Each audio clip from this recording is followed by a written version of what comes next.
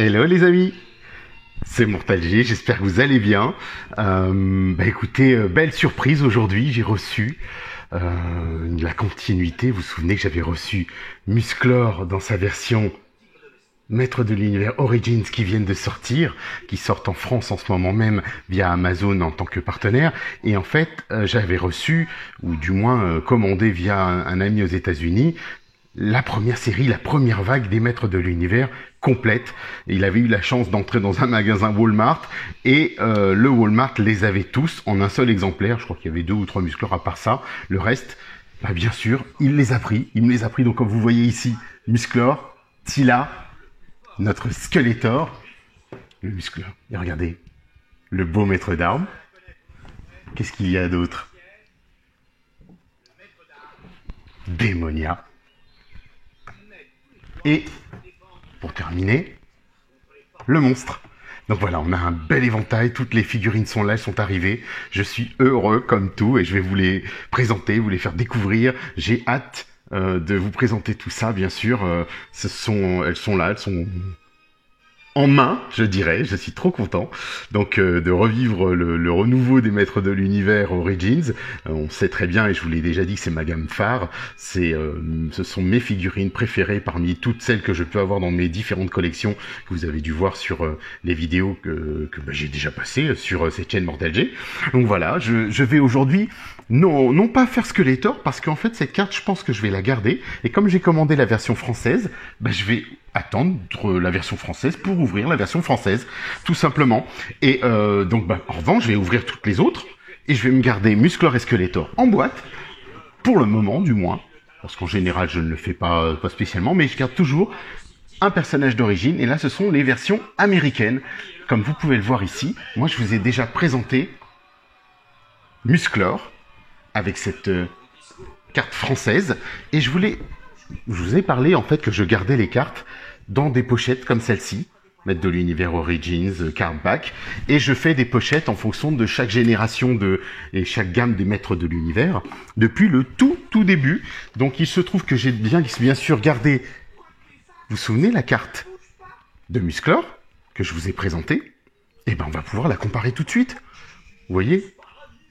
Donc là on avait un logo qui disait bande dessinée incluse.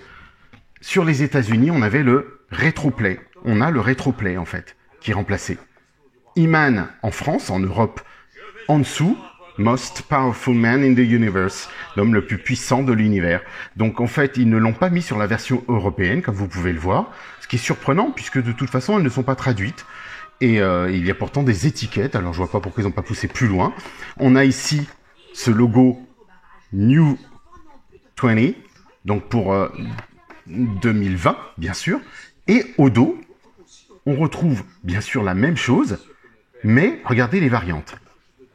Donc ici, l'étiquette qui prend la suite de cette étiquette, bande dessinée incluse, et là elle est écrite dans toutes les langues. Et ici, on a comic book includes comic book. Donc il inclut le comic book. Et regardez bien, je l'avais pas vu. Il y a tout un tas de textes qu'on n'a pas ici.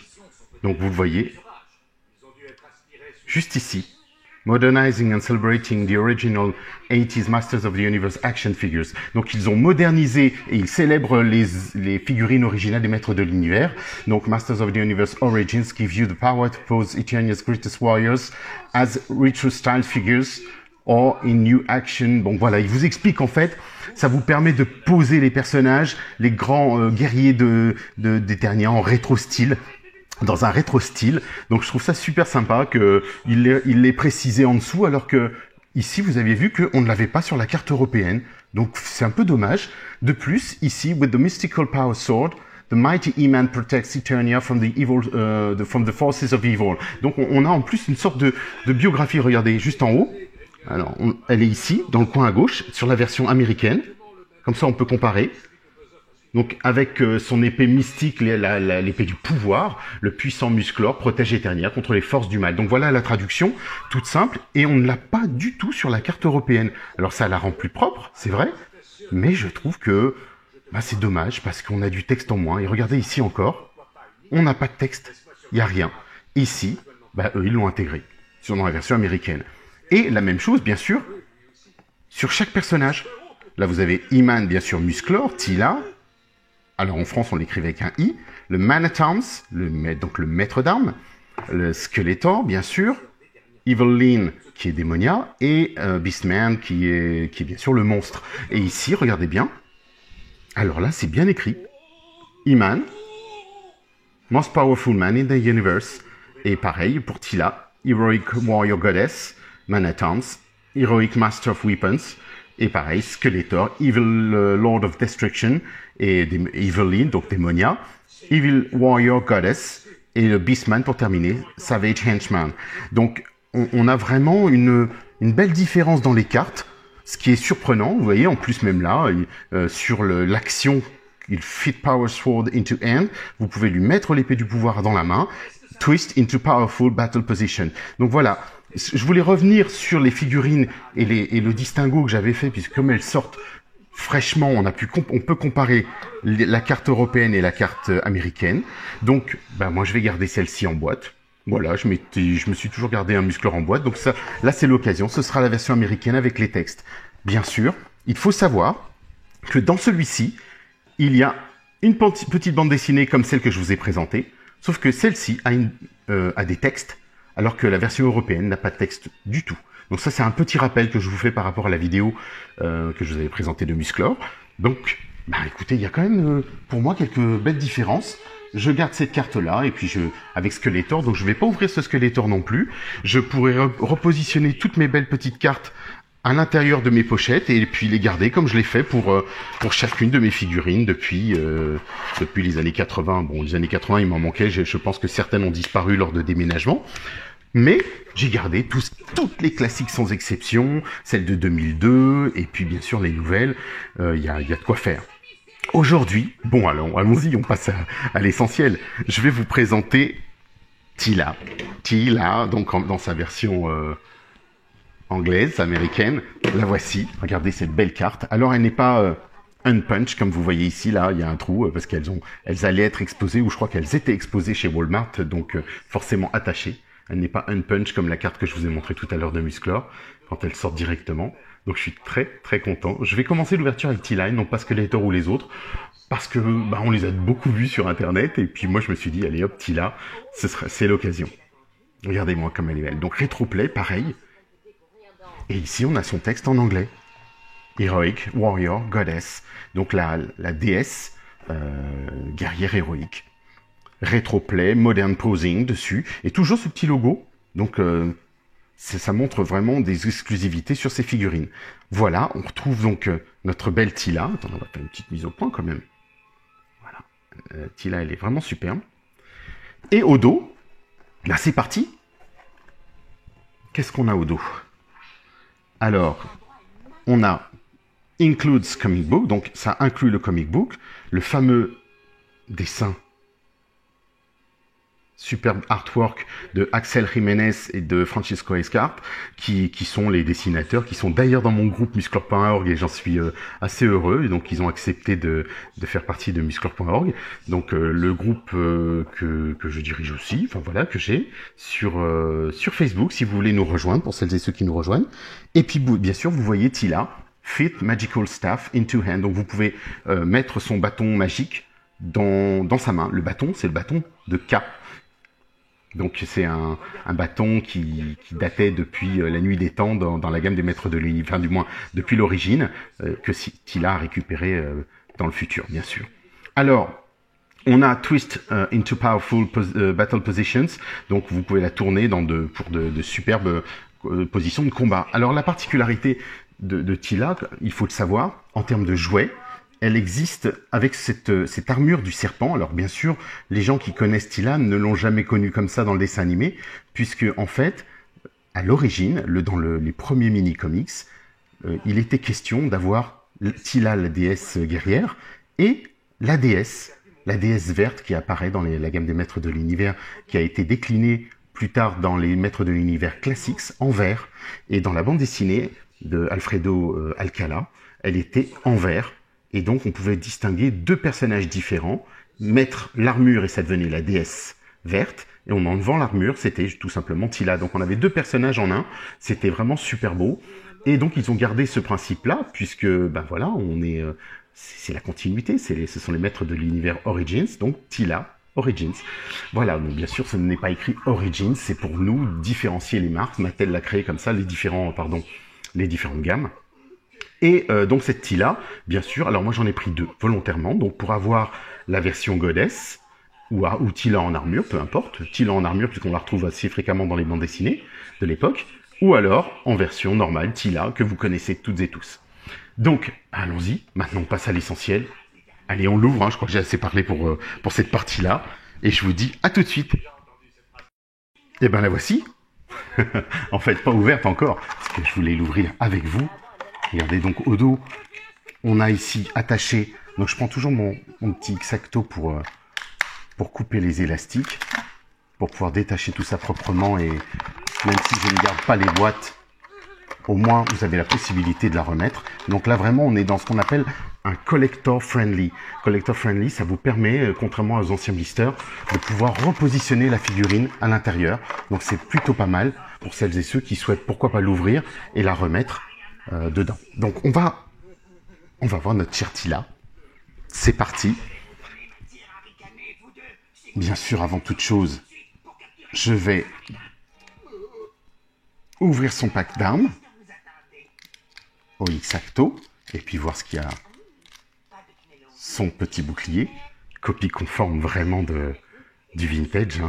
Je sais pas si, j'espère que vous l'avez toutes et tous et qu'il vous en manque pas pour ceux et celles qui ont Tila. Et bien sûr, le bâton en serpent de K. Regardez.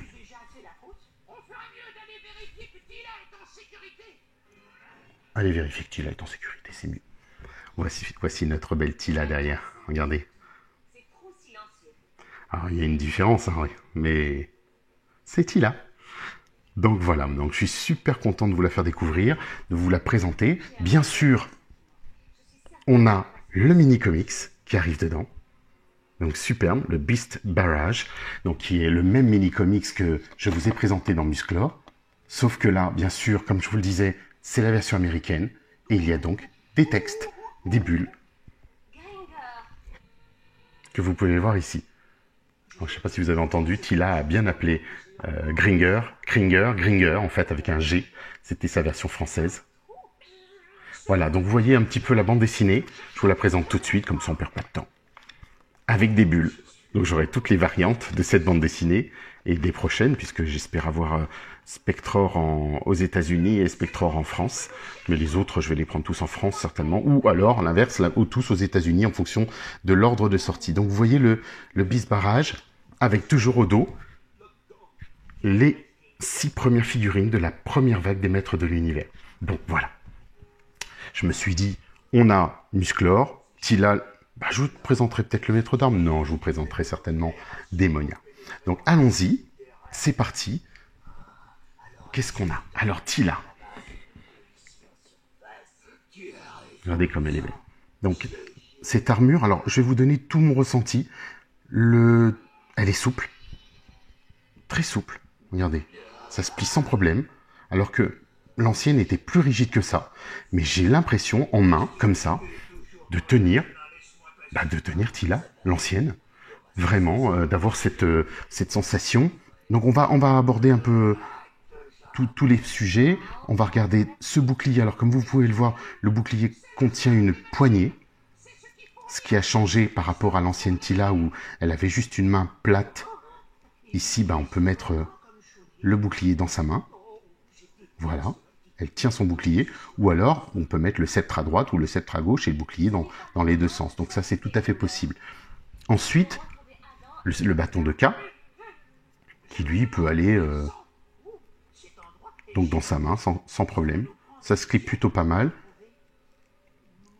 Je trouve que son armure, elle est bien souple, elle passe bien et elle a l'air d'être moins cassante, ou du moins j'ai moins la peur de la casser que la Tila Vintage. Donc on va commencer à regarder les articulations, bien sûr, les bras.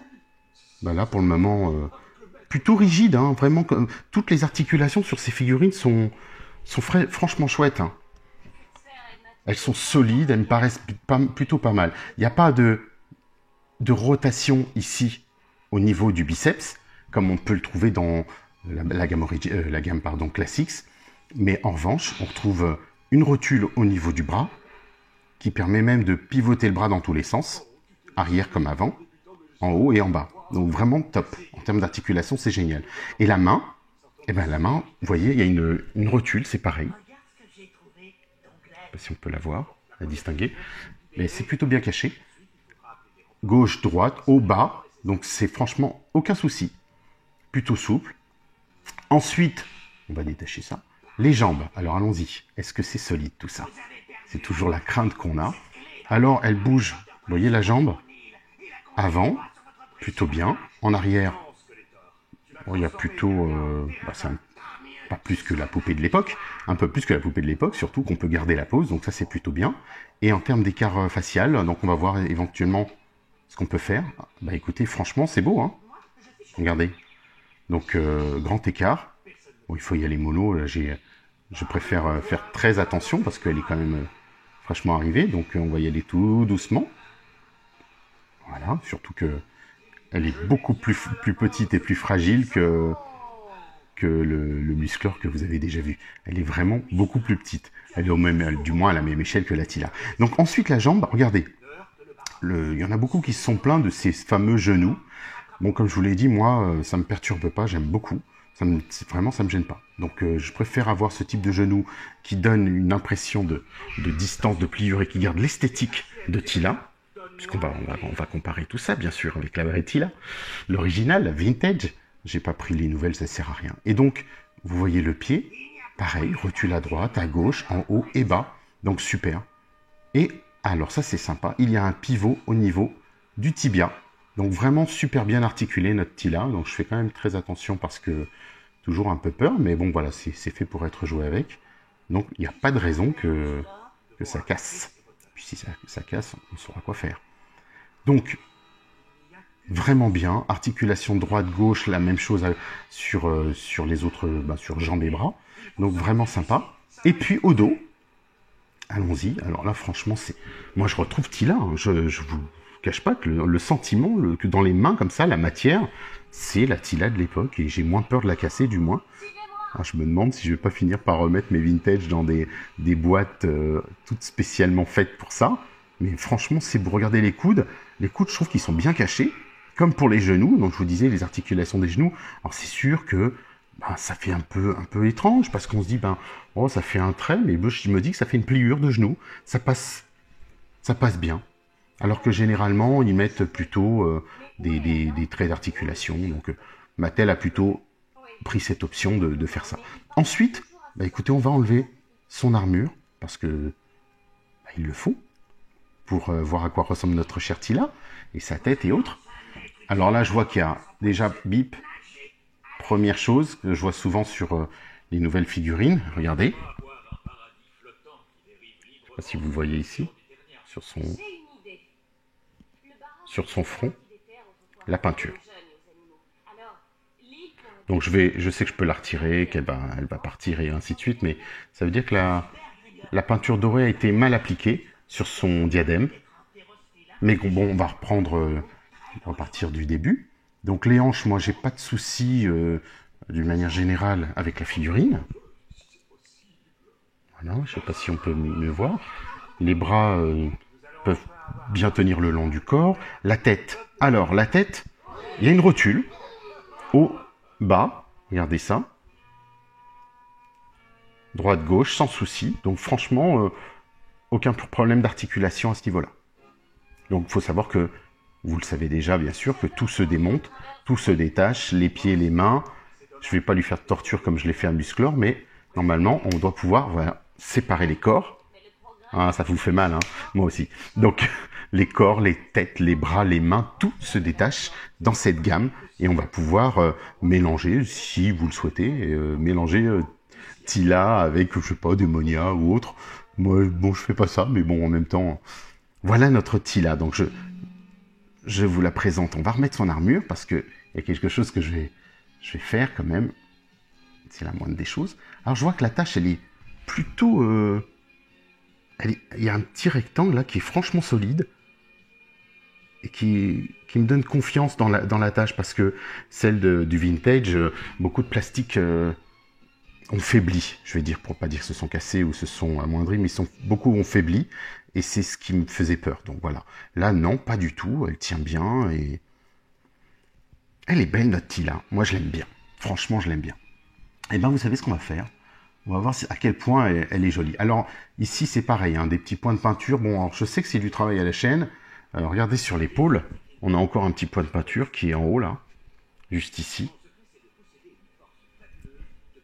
Donc, il y a des petites choses peut-être à gratter comme ça rapidement. Peut-être que c'est juste du surplus. Donc, je verrai ça plus tard, tranquillement, sans avoir abîmé la figurine. Le temps de se l'approprier, comme je dis souvent. Je ne l'ai pas senti aujourd'hui. Une odeur de plastique. Elle est moins forte que les figurines, par exemple, des maîtres de l'univers classiques, quand on les ouvrait, qui avaient une odeur de plastique assez forte. Pour certaines, même pas belle du tout, du moins. Mais là, c'est plutôt bien. Alors, est-ce qu'elle tient, notre chère Tila? Est-ce qu'elle tient debout? Là, comme ça, tout de suite. Regardez. Elle tient. Ça marche. Ça le fait. Alors, qu'est-ce que vous en pensez? Voici les deux Tila.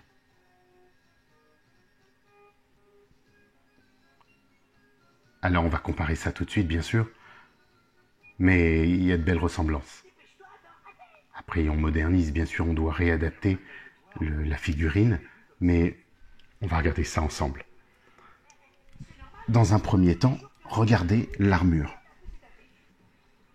Alors, il y a une teinte qui est différente, mais j'aime bien la teinte qu'ils ont donnée à la nouvelle. Alors, c'est vrai que moi, elle a vécu à travers le temps, puisqu'il y a plus de 30 ans. Hein. On est à presque 35 ans pour cette Tila que je dois la voir, avec son bâton de K plutôt droit, puisque lui est raide, l'autre est un peu incliné. Regardez le bouclier. On va voir les versions.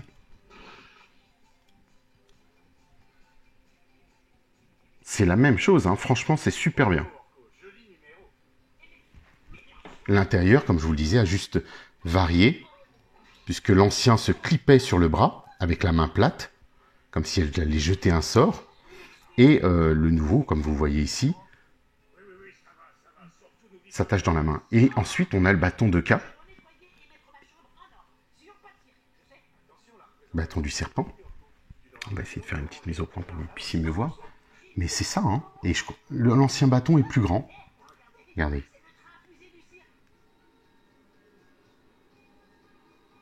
C'est même surprenant.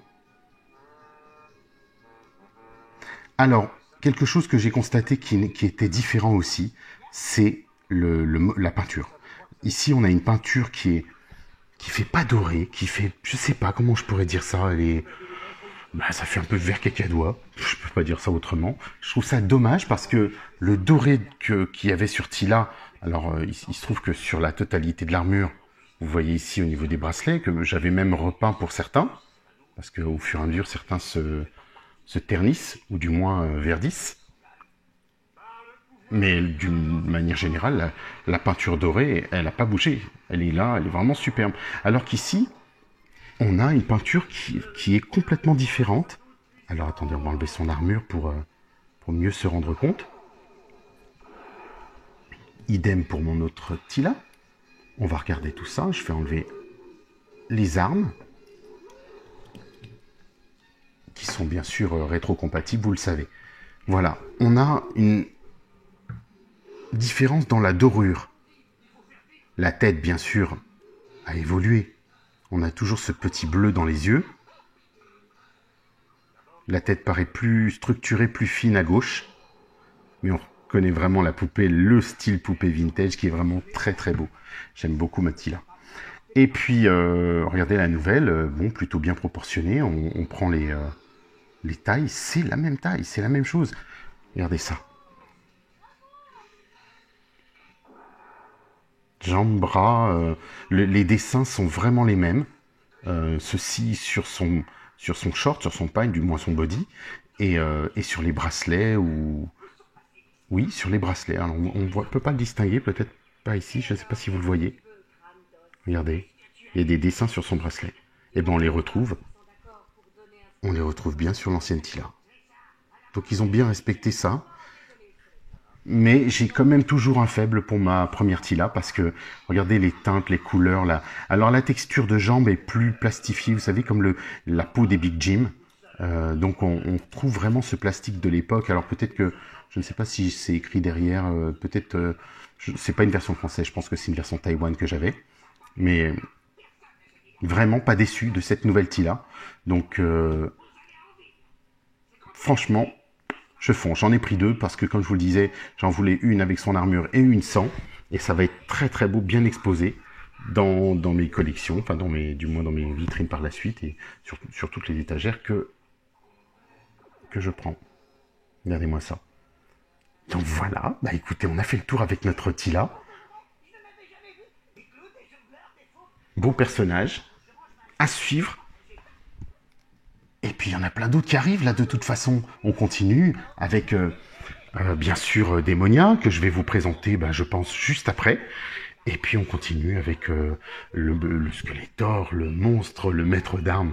Il y a de beaux personnages. Et j'ai le Prince Adam qui arrive. Donc j'ai vu que j'avais le courrier international qui me disait que il était pas loin. Donc je pense que soit d'ici la fin de la semaine ou la semaine prochaine, c'est pas grave. De toute façon, ça me laissera le temps de vous faire quelques petites vidéos pour vous faire découvrir toutes ces figurines.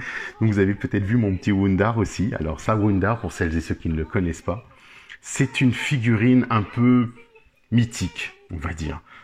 Alors celui-ci est mon Wundar version Jerry. C'est version Mortal J. C'est moi qui l'ai fait sur la base d'un musclor que j'avais en plus, de toute façon. Mais je me suis dit, il faut que je le fasse. J'avais déjà l'armure du pack d'armes et le pistolet du pack d'armes. Donc c'était l'occasion de faire Wundar. Wundar est le nom que l'on donne à la figurine je dirais une figurine Chase qui était offerte. Ce qui semble, puisqu'on a encore des traces, on a des gens qui ont réussi à en avoir des vrais, qui étaient offertes par la marque Wonder Bread ou en promotion à travers les États-Unis pour l'échange parfois de bons d'achat. Donc voilà, il y a eu différents modes de diffusion.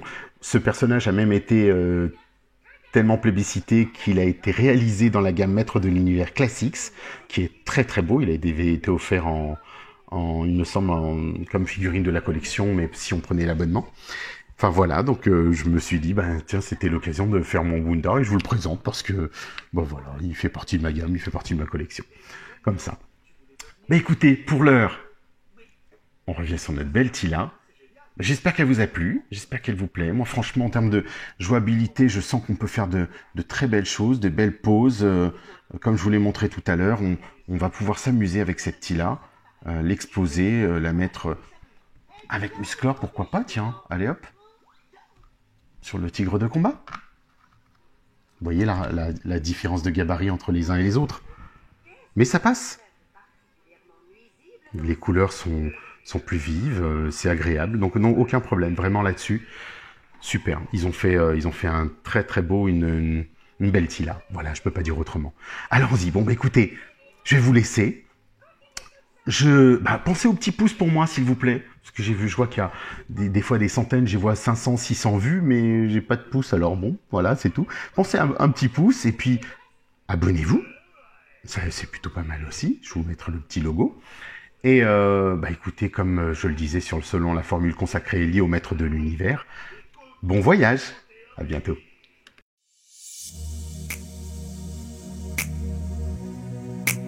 Baby, baby, please. Oh, baby. The way you turn me inside out is not a thing that you should do. The moment you left me this way was just a bad moment with you. Girl, you should take care of you. No one treat me like you do. Yes, girl, you know that it's true until you throw someone like you. Baby, no, baby, why you leaving me now? Baby, baby, please stay with me. Can't you see I can live this way now? Oh, baby, baby, please. I'm here.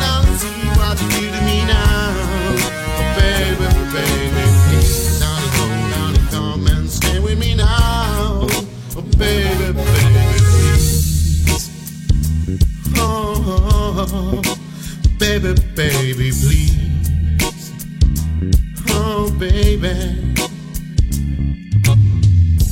Can't you see the world in blue?